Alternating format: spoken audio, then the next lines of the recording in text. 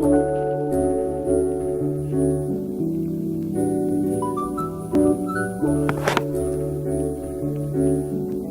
take a look at the Galaxy S21 and S21 Plus.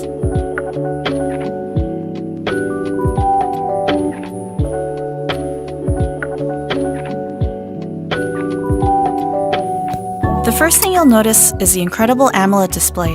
Both the S21 and S21 Plus have displays that are flat with minimal bezels, vivid colors, and super smooth refresh rate.